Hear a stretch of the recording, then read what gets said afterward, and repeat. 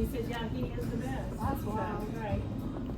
So it made me feel good. I thought, well, we did get him to the right doctor. Yeah.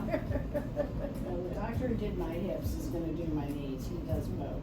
He works from the waist down. That's how he is. And Lavardi's so he much. is amazing. Alright. Actually, I think Lavardi does shoulders too. Yeah. I think it's shoulders.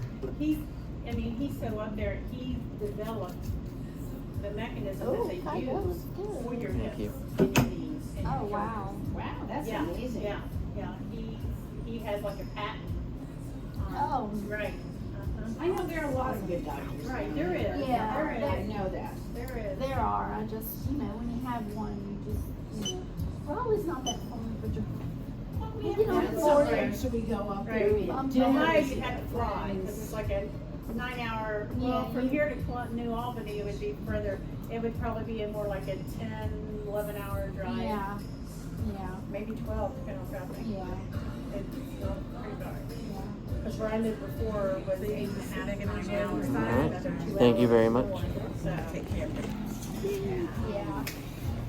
Well, we're only 10.